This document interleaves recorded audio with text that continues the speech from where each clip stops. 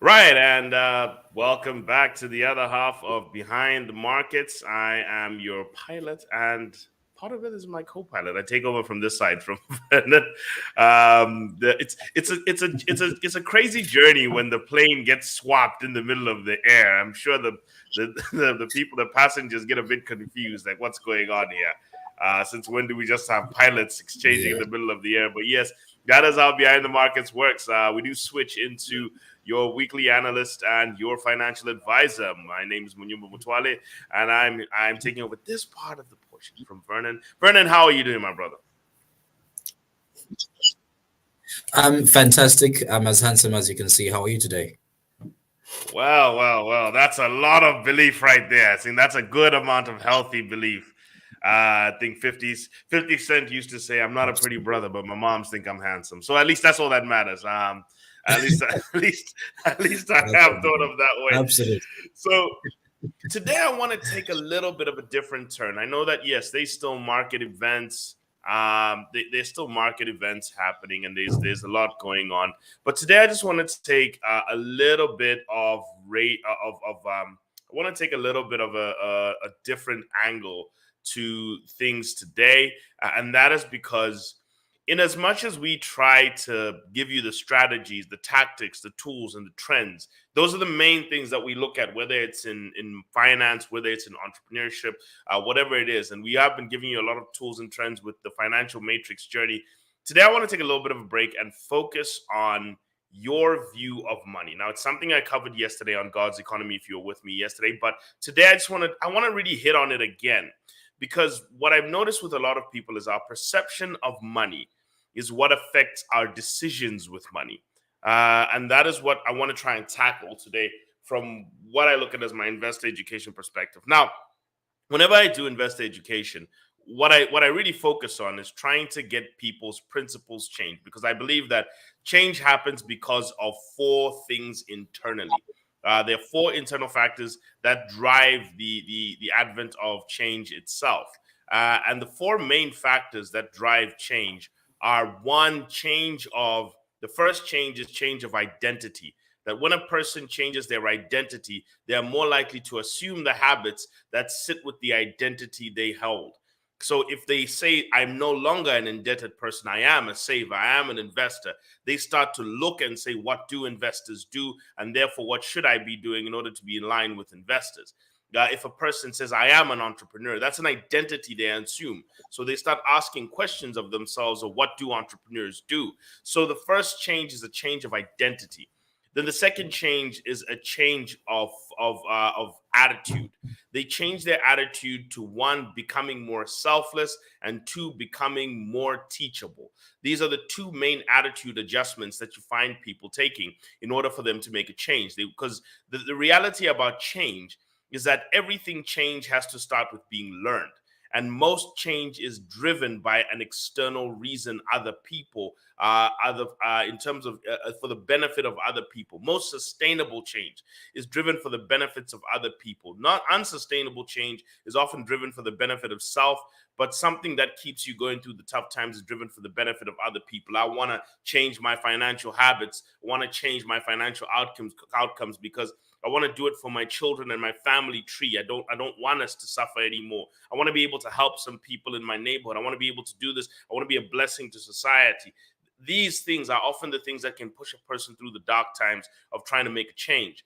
The third change I've seen is change of focus. When people change what they're viewing, who are they listening to? They start to get advisors, or they follow advisors, or they start to change their channel that they're viewing. They're saying, if I want to make better financial decisions, maybe I should be listening to Money FM, where they talk about this all the time, instead of maybe just always consuming what I'm consuming. So they change the content they're viewing.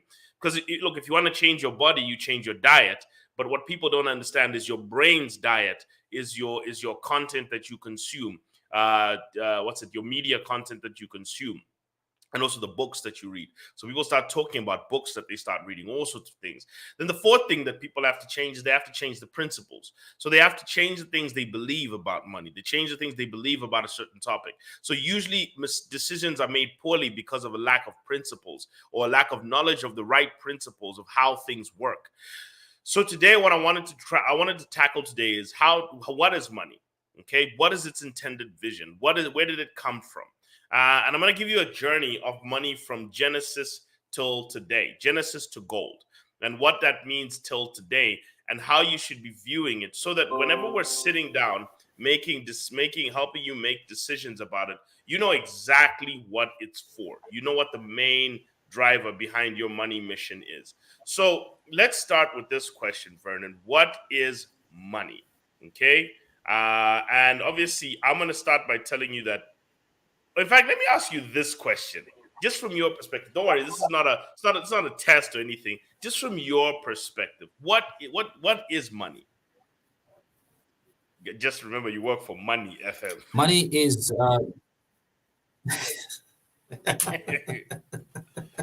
absolutely. Ideally, money is something that accords you to buy something. It's some sort of value that allows you to acquire something of that exact value as well.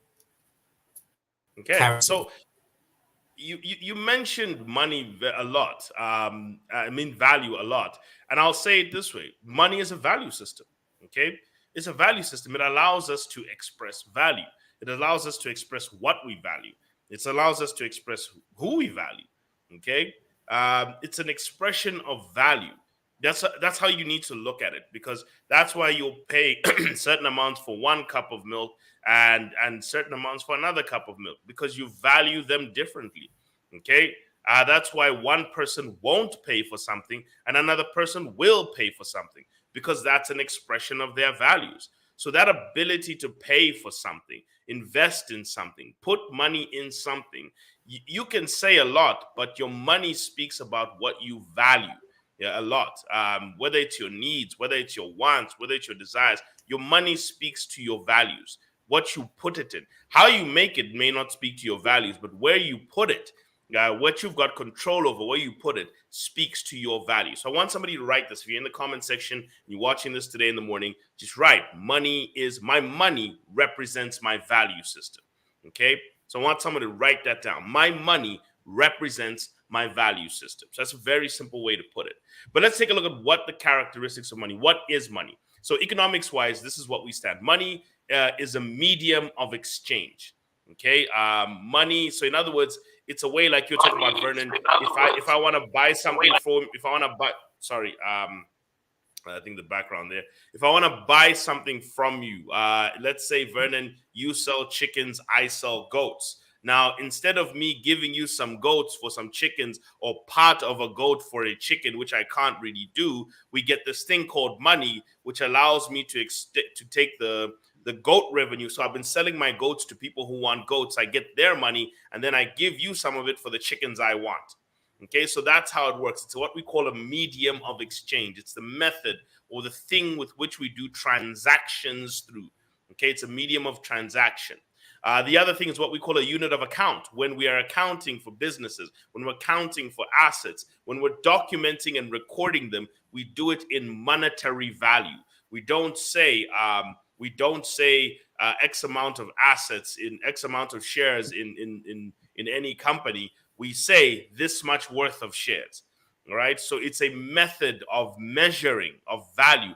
Money is a measurement term, like kilometers, like units, like meters. In other words, a unit of account. It's the way we keep account and we keep records of assets, transactions, everything. It's a recording measure. The third one is it's a store of value. So whenever we're talking about value, remember we said we express our value in what we transact in, but we can also store value and multiply value and manage value. So this is what we want people to focus on. Money can be a store of value, medium of exchange, and while simultaneously being the method with which we measure the world, and we measure it in monetary terms. We don't measure rich people, Vernon, by how many houses they have or what. We look at their net worth. Okay, so we look at their net worth statement. So I want you to look at these three main things as money, as what money is and what money stands for. Now, the next thing I want everyone to understand is what are the characteristics of money. Okay, and this comes from the St. Louis Federal Reserve. This is textbook stuff now. The 6 characteristics of money are: 1, money is durable. Okay, so that's the first thing we need to understand. It's durable, meaning it can stand a test. It stays for a long period of time. So money should be durable. Okay. The second thing is money should be portable. All right. In other words, Vernon, you should be able to take money where you go with you. You should be able to move it around with you. So that's why things like cows are not great for money, because it's not easy to move a cow around. Okay, that's where we're moving animals around for a transaction. Imagine you want to go and buy milk, and then you have to go and drag a whole cow with you, or a whole goat with you to the shop and say, "Here, now give me all the milk you have." That's a very laborious thing. But carrying a few notes in your pocket, carrying a card, those are the easier things that you were able to do. So it had to be portable, divisible. Okay. In other words, it's something that can be divided. The problem with, for example, animals, or if you're keeping your money in rocks, let's say the value of rocks, having to divide them is difficult. It's a job to divide these things. So subdividing these things is difficult, and bringing them down to manageable units. So in other words, Vernon, let's say someone comes to you, let's say one chicken. Okay, one chicken, let's say a goat is 250, a chicken is 59, is 60. Now you want to buy, so you'll say one goat equals 4 chickens. So now you've got goats and you want to buy chickens from somebody. So now you have to cut a quarter of your goat. You can't do that. Okay? You can't cut a quarter of your goat and give it to somebody. And I'm talking about a live goat. You can't cut a quarter of a live goat, because then it's a dead goat. It has less value. So now the issue is you have to find this way of dividing something that's divisible. So that's where the problems came, I think, with the barter system. Uniform. The problem sometimes, Vernon, is one thing is the uniformity of things is important. So a kwacha in your hand, the kwacha in your hand and the kwacha in my hand are the same kwacha in the shop. Okay? It's not a kwacha in Munyumba's hand is 2 times more, can buy 2 times more things than a kwacha in Vernon's hand. No, a kwacha in both our hands in the same shop buys the same stuff. Okay? Can afford the same stuff. So that's what uniformity means. And acceptability means that everywhere you go, this thing can be used for transactions. This thing can be used for investment. So in other words, it's not a kwacha printed in a kwacha held in Luapula, not printed. It's all printed in one place, people. A kwacha held in Luapula and a kwacha held in Lusaka. It's not that the Luapula kwacha can invest in the stock market, but the Lusaka kwacha can't. No, they can both. Okay, so a kwacha is acceptable everywhere. A kwacha can travel around this country and be acceptable everywhere. So it's an acceptable character, and also limited in supply. Now I know we have governments who just print money, but what it means is that it's a controlled supply. It doesn't just come from everywhere. You know how water is just abundant everywhere. It's almost unlimited. 3/4 of this world is water. Okay, it's everywhere. It rains in the morning, rains, and then there's more water that's been added, or whatever it is, it's coming from. So the reality is that, well, no more water that is added. It obviously evaporated, rained again, whatever. What I'm trying to say is that it keeps getting added, but the reality is it's not limited. It's not something that can be controlled. So the reality is you're looking for something that is durable, portable, divisible, uniform, acceptable, and limited. Okay, that is the 6 characteristics of good money. So I want everyone to think about that very quickly, because the more limited it is, the more scarce. So I want to. This is a bit of a biblical lesson on where does money come from, and what is money. Because once we go through this mind adjustment, I don't want to call it a mindset change. I want to call it an adjustment, because you saw it but you didn't see it properly. Is what is money? And I think everyone who's done any investor education of mine will understand this, because I always stress this point. So if you go to the book of Genesis, and I want to go through it, there's a biblical story of where money comes from. It's very quickly. And then we'll be able to talk about a few things here. I always say, in the beginning, Vernon, time was money. And everyone looks at it. I always show this verse, Genesis 1:3-5. And it says, then God said, let there be light. There was light. God saw the light, and he said it was good, and divided the light from the darkness, and called it day and night. So in the evening and the morning was the first day. So you realize God has to create time. Before he creates the rest of the world, he actually focused. The purpose of let there be light was actually to create a day. Because it even says it at the end, there was the first day. Okay, because the day is a productive unit. It is a unit of account. It's the way with which he's going to create things of value. Okay, so the first thing is the creation of a day. Then there's expansion of a day into a year, and this was Genesis 1:14. Then God said, let there be light, let the firmaments in the heavens to be divided from the day and night, let those be signs of seasons for days and years. So we see days extended to months, extended to years. So now we have this long-term version of the cycles of time. Okay, so now life cycles in years. So it was first cycling in days, which was short term. Now it's years. So there's expansion. So in other words, this is the subdividity, the subdivided nature of time. Okay. So remember, we said money has to be acceptable. Then it has to be subdivided. So it has to be something that can be easily divided. So now a year can be divided into months, can be divided into weeks, can be divided into days, can be divided into hours, can be divided into seconds. So time is divided. Okay. So when somebody wants to pay you, Vernon, they can pay you for a month. That's called a salary. They can pay you for an hour. That's called a consultancy fee. They can pay you for a day. That's called a training session. So there's a subdivided nature of time, and it's the same hours that you can use. Okay, so that's the beauty of it. So here's the subdivided nature of time. Then finally, let's look at the purpose of time. It being an acceptable medium of production. So God blessed them both and said, be fruitful, multiply, fill the earth, subdue it, and have dominion over the fish in the sea and over the birds in the air and over everything that lives and moves. Now, key here is actually telling you, what is your time for? Your time is to be fruitful. It's to multiply. Not your children only, people. Let's also slow down on that belief where we're talking about just having thousands of children with no productivity. Yes, people, it's important for a population to have kids, but can we please slow down on that mentality that all you have to do is add people to this country? You actually have to add things. So be fruitful, multiply, fill the earth. In other words, the purpose of time, and I want you to go through this, is it's basically saying God creates man with the ability to create, produce, multiply, and expand all the things around them in order to meet their needs and rule over the earth. Okay, so that's your purpose. That's your purpose statement here. You can meet your needs and rule. Okay, you can have dominion. You can rule. So, in other words, you lack nothing. That is the purpose of this time.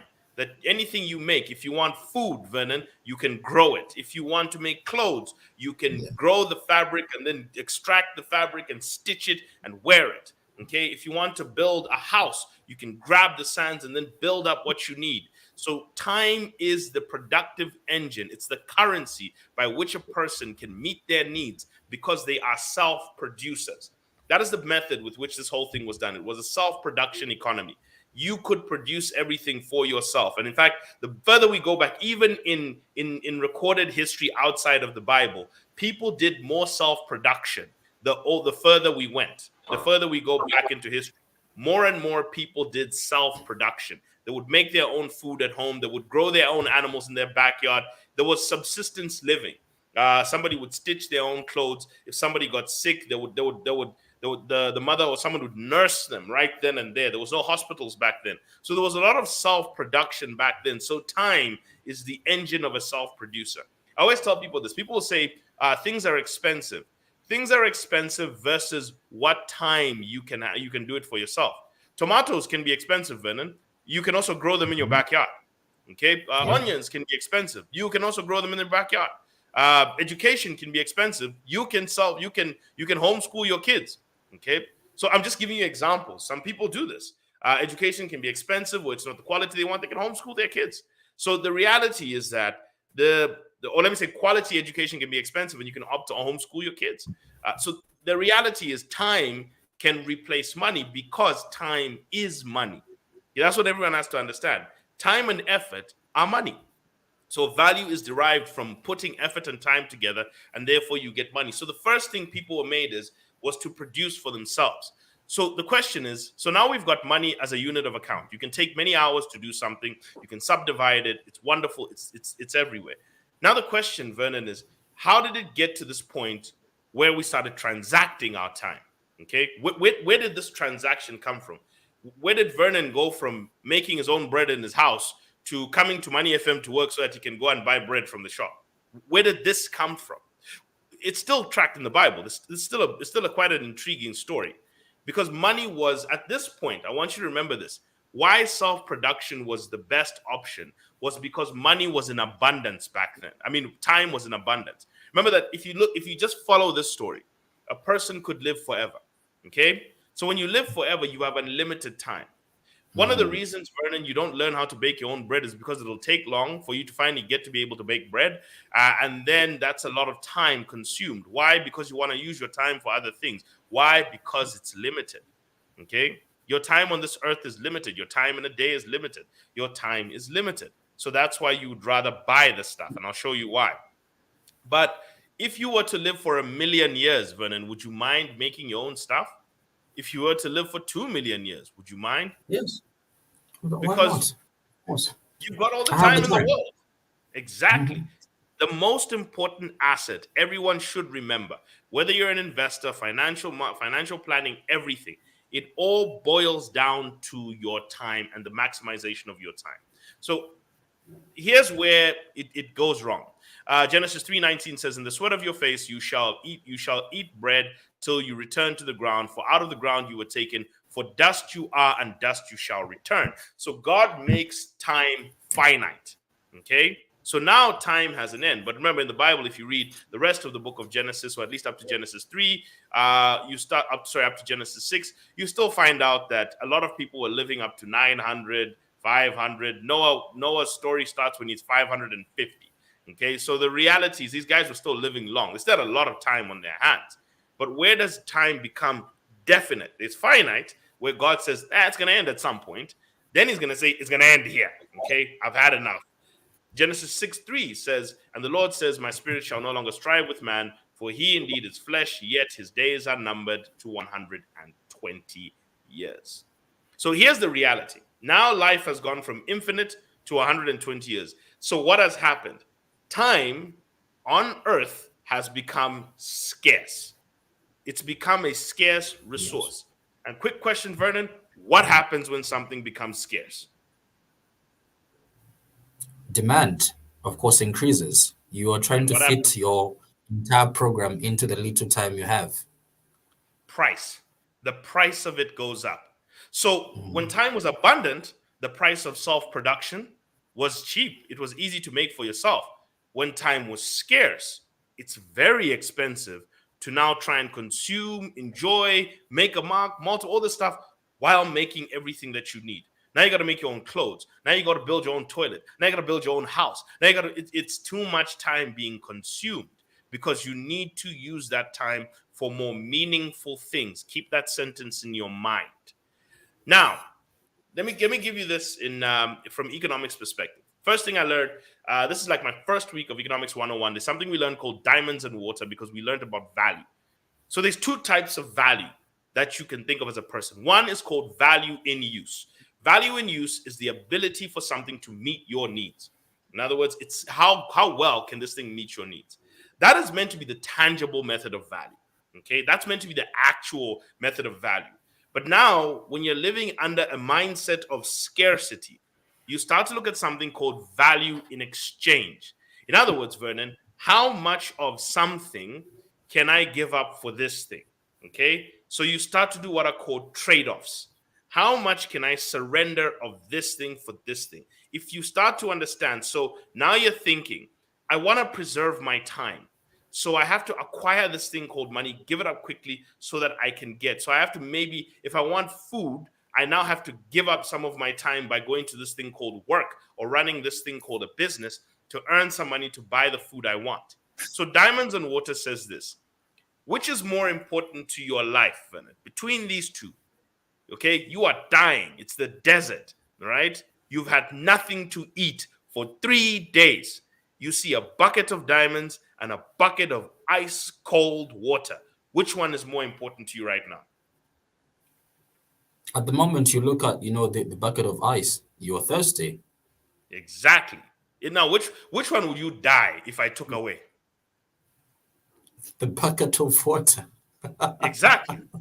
Right? So the bucket of diamonds, but then the question is, Vernon, what is the value? What is the monetary value of a bucket of water versus a bucket of diamonds? Bucket of water, you can die if you don't have it. The bucket of diamonds. Exactly. Yes. Why is the bucket of diamonds cheaper than the bucket of water? Because Diamonds are rare. That's it. It's nothing to do with the fact that they're useful to your life. They're wonderful. They're aesthetically appealing. Cool. But the value comes from the fact that it's rare. When something becomes scarce, it has higher value in exchange. And in a world where we're using mediums of exchange, because, Vernon, I can no longer produce everything for myself, I'd rather earn money and buy the things I want. Now that this time thing has become very valuable. So we need something else I can use to buy things. So born now, Vernon, is what we call the specialized economy. Okay? Instead of Vernon fixing his own life, Vernon is now a radio presenter, earning his money that way, as a media presenter, earns his money that way, and then goes to the specialist. Vernon has become a specialist in media, and therefore he earns his money there by delivering specialized services and focusing on one thing, media services. Then Vernon goes out into the world and goes to the milk specialists to buy milk, goes to the bread specialists to buy bread. So from this money, he's now able to do exchange. And by this virtue, we are just, what are we doing, Vernon? We're just exchanging our time. It was your time and energy that got that money. Then someone's time and energy made the bread that you want. You're trading your radio time and energy for that person's bread time and energy, and you're swapping it. Now, that person didn't need radio time and energy because they just want this piece of paper that will allow them to go and buy other people's time and energy for the things they want, whether it's employees, whether it's Zesco's time and energy when the power is on with electricity, whether it's water, power, time and energy. So they're buying everyone's time and energy. We, Vernon, are just trading each other's time and energy. That's all those pieces of paper are. They're time and energy trapped in a piece of paper, stored. A wonderful store of value. That's what that is. Okay, so we have an acceptable store of value. But I want to look at this whole thing of time and the value of money. Okay, so here's some data that I got from a mixture of NAPSA, and this is a mixture of NAPSA data and data from data from the inflation, the last inflation read.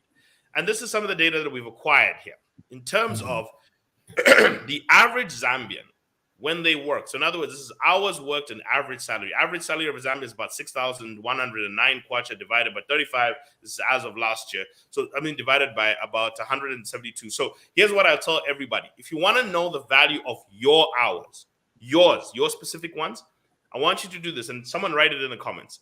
Take your total earnings per year. What's your total earnings per year? And divide it by 2,080. Okay, so your total earnings per year divided by 2,080, which is the number of working hours in a year. The average person should be working about 40 hours or so. Obviously, Zambians work a little bit more, but say you're working 40 hours in a week. So about 2,080 is what you're looking for. Once you make that number, you find that is your hourly number. That is the value of your hour of work and exertion. Okay, so that's what you work it out. And so the average Zambian has got an average amount of 35 kwacha per hour. So I want you to look at this basket of items here, Vernon, that we have. Okay, and I want you to think in your mind, how much time does it take to produce these things from scratch? Okay, like to grow the inputs, to grow the packaging, like to actually make the packaging, everything yourself in your house, at the back of your house. How long does it take to do these things versus how long does it take you to earn the money to buy these things? Okay, how long does it take you to physically make these things versus how long does it take you to buy these things? Because I think when people go to the shops, you're looking at prices wrong. If you divide prices by your number, and I remember I'm telling you this, people, your annual earnings, in other words, your monthly salary or your monthly income times 12 divided by 2,080. That's your number. So 35 is everyone here. So let's say a 25 kg bag of mini meal, 181 kwacha 42 ngwe as of the last inflation reading data. Okay, now 25 kg bag of mini meal divided by 35 is somewhere around 5 hours of work. The question, Vernon, I ask you is, does it take 5 hours to create a bag of mini meal from thin air?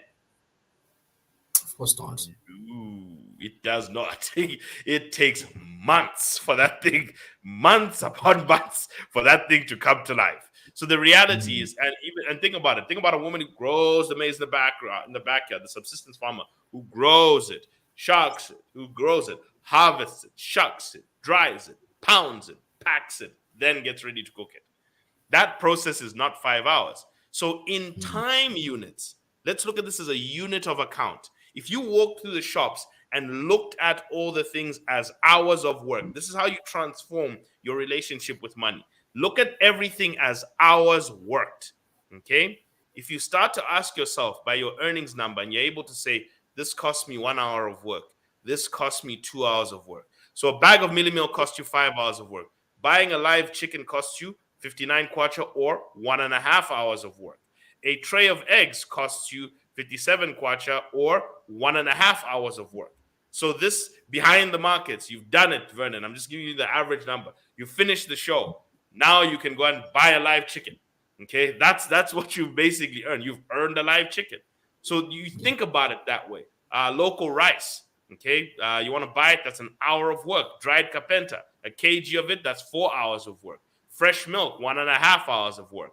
2-liter cooking oil, 3.5 hours of work. I'm going to share this on my page for everyone to see. 2 kg sugar, 1 hour of work. Cream, 5 hours of work. So the more you start to look at this stuff, you start to see, dried bream, charcoal, 3 hours of work.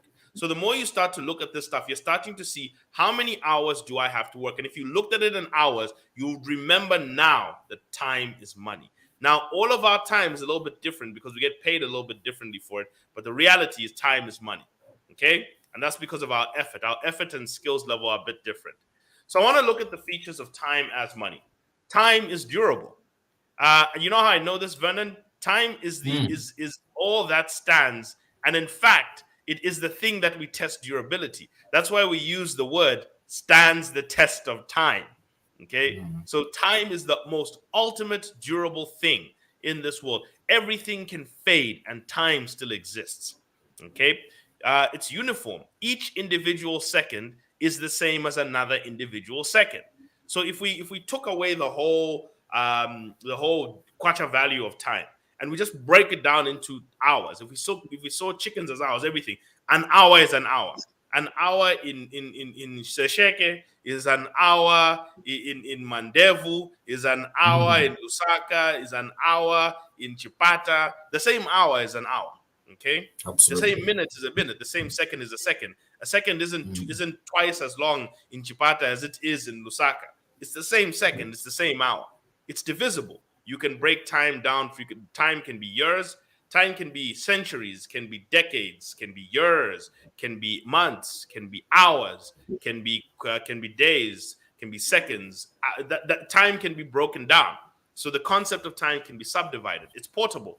Vernon, where you are, you have time. Where I am, you have time. If I came into that studio, would my time stop existing? No. No, it's still the same. It's everywhere with me. Time is portable. It moves with me. In fact, I find it everywhere. My time is there. Acceptable. Time is acceptable. Vernon, it's acceptable that your boss allows you to work X amount of hours. That's why you're there. Okay? It's acceptable to get paid by the hour. In fact, it's acceptable that we use time to work. It's an accepted practice and rare. Okay? Your time is limited biblically to 120 years. So every second, Vernon, every day from the day you were born, your time is actually getting less and less and less every single day, every minute. By the end of this show, you've lost an hour. It's gone. What have you done with it? That's the important question. By the end of this day, that's a day gone. You're not getting it back. Time is not something we're just grabbing. It's gone. Okay? So now I want us to look at where did we move from trading time? Remember I said it became difficult for us to trade each other's time, because we needed something called the coincidence of needs. That's where the problem comes. So if someone needs a radio presenter at the exact time you need bread, and they needed those exact services, Vernon, and then you need that exact amount of bread, then you can exchange. But if you don't have the exact coincidence of needs, there's a problem here. It becomes problematic. Okay, so you can't, and they have your exact needs. So if the grocery store said to Vernon, if you come and present for an hour here, we will give you your groceries. Or if you present for a day, we have an in-store radio station and we needed somebody to present, and therefore we will just give you your groceries. That's called barter exchange. Okay, but that requires the coincidence of needs to be able to exchange each other's time and effort exactly. So we needed a medium of exchange to swap out for time because the coincidence of needs was becoming too difficult. So in comes this thing called gold, which is actually also developed in the Bible again. And it says by Genesis 2:10-11, now a river flowed out of Eden, watering the garden, and parted and became four riverheads. The first one was called Fishon, which is the one which skirts the land of Halava, where there was, say it with me, Vernon, gold. Exactly. Gold. That is where the development of gold first comes in. Now let's take a look at gold as a method, because this is where we get now physical money. So we had conceptual money with time, but remember that it's all about your time. Why are you investing? So I want us to go back to this, or saving. Why, Vernon, before we get into gold, why, Vernon, do we spend money? If I said a bag of mini meal will cost you 5 hours if you go to work and you'll come back and be able to buy it, then why do you spend money on a bag of mini meal? To save the money it would take to make it. So the mentality you need to understand is everything you do with money is strictly about time. You spend money to save time. Okay, that's the mindset you need to adopt here. You spend money to save time making stuff. You go to the fast food store to save time cooking food. Okay, it's to preserve your time and energy. And why do you want to preserve it? You preserve it for better things. Let's say you're on a date, Vernon. Okay, you're a young, vibrant, as you said, handsome man. Say you're going on a date. You have two options. You could take a young lady to a restaurant where they'll cook for you, or you could get a nice romantic rooftop or wherever it is. Rooftops are wild in Zambia, especially in summer. The rain will just bucket on you while you're trying to do it. But let's say it's not raining. No, I just thought about it. I realized a bad idea in Zambia. But let's say you're on a rooftop and you decide, man, let's say you invite the young lady and say, I'd love to cook for you. Okay, so you have the option to save your time going to a restaurant and converse with her on the date while you await your food, and therefore you utilize that time for conversation and connection, or you could cook for her during that time. Okay, and then you come back and present and you converse while eating. So it depends. What do you want to use your time for? So you spend money. So it costs you less to cook for her than it is to take her to a restaurant. Okay, and it'll probably cost you less in burnt food because not that many brothers know how to cook, but it'll cost you less in burnt food. But and it's less risky. You won't cook it like you want. But the point I'm trying to say is that you're doing it to save time and energy. So remember, you want to preserve your time and energy for things of meaning. What are the things of meaning I always say? Building a legend, building a legacy, building a lineage. Those are things that when you pass away, Vernon, when you're on your final breaths of your life, you're not going to regret it. Trust me, that car you want to buy and everything, it's nice to have and everything, but I'm telling you, it's not going to be the thing you admire the most about your life when you're looking back at it. It's going to be the thing, the inspirational moments you had in your life. It's going to be the relationships you have. It's going to be the character that you were that people could look up to. It's going to be your relationship with God, because most people recognize, okay, there might be a life after this. It's going to be your contributions to society that last beyond your life. Those are the things that will matter to you when you look back at your life. Those are the things that are really going to be important to you in the twilight of your life. Right now, it's about stunting for people or whatever it is you want these things for. But I promise you that those are not the things that are going to matter when you go back. That Friday where we popped bottles and did that, it won't matter when you're on your final days. That's the truth. So what matters is what you did with your time that was meaningful, okay? It is the allocation of time for meaning. Money allows you to, the management of your money allows you to maximize the allocation of your time for meaning. Okay, that's what I want everyone to recognize. So quickly looking at gold as a method of money, as before we count down here, gold is durable, okay? All the gold that's ever been mined on Earth. So there's actually chemical reasons, by the way, Vernon. There's only 5 elements on this Earth that actually hold all these things, except for one thing, which is energy efficiency. Gold is durable. All the gold on the earth that has ever been mined is up. It's been there for 2,000 years. Gold is rare. 0.000000004% of the world is of the Earth's crust is gold. It's the 14th most rare non-radioactive element in the world.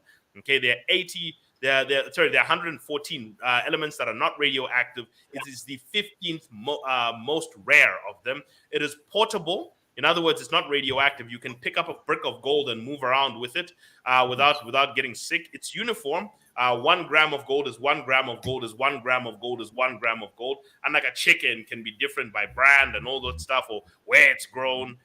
Divisible, you can divide gold by melting it. And divisibility is important here because, Vernon, out of all those metals, the 5 metals which hold all these properties, it is the most divisible with the least energy used because it is rhodium, platinum, palladium, silver, and gold. These are the 5 chemical elements that can be used that hold these principles. But gold takes the least heat to melt into different units. It's acceptable. It's been in the system for 4,000 years, since the time of Abraham. You can actually look at it. And finally, it has a track record. Gold has a lower inflation. And yes, it is marked by recoveries. You'll be able to see this as well. And so finally, Vernon, that is what I wanted people to think about. Why we use money. And then eventually from gold, we switched to paper money. As of 1930, we started transitioning away from gold into paper money because the birth of central banks came who wanted to control money by government so they could control the economic cycles after the Great Depression. Sorry, not after the Great Depression, but after the World War. So we saw the rise of central banks. We saw people switching away. We saw the Bretton Woods system, which created the dollarization of the global economy, where the U.S. held all the gold, which still holds 25% of the gold. It has this dollar, and then all of our currencies are backed by the dollar. Effectively, why our currencies are dollarized is because we're supposed to vicariously hold gold. So by holding a dollar, we're supposed to have a claim to gold in a U.S. vault. But then the U.S. decoupled it in 1971, and that's when we get this floating currency system where we're just trading currencies, and based on trade, based on demand, that's where the value of our currencies come from. But the original system was gold was the replacement for time because time had a problem with coincidence of needs, and we utilized time because of the specialization economy. That, Vernon, is how people should be looking at money. Once you've understood it, you are now able to utilize your time correctly, because the reason why you're at work earning money is so that you can save your time from making things to use your time for meaningful things. And finally, Vernon, financial freedom is a person's ability to meet all their needs with their financial assets. So therefore, their 24 hours in their day can be used for things they find meaningful. Are you at work because you will starve? Because if you have rental checks and coupons and dividends coming in that are preventing you from starving, you're no longer at work because of starvation. You're at work because you choose to be there. You're at that place by choice. So now you're moving by choice. You're doing things according to what you believe now. That is what you need to start looking at, Vernon, as how to look at money. So everybody needs to remember, when people say time is money, these 45 minutes I've just given you is what we mean by time is money. I rest my case, brother. I rest my case. Thank you so much, Twale, for that interesting session once again. And that people at least were able to, were actually enhanced by, of course, tuning in to today's session of Behind the Markets. Really appreciate it. We'll be looking forward to the next one as well. Good. And tomorrow we get back to the financial matrix, and I'll be bringing back more of our market data. With all that, my brother, have a wonderful day. Thank you to everyone for watching and listening. Thank you. Thank you.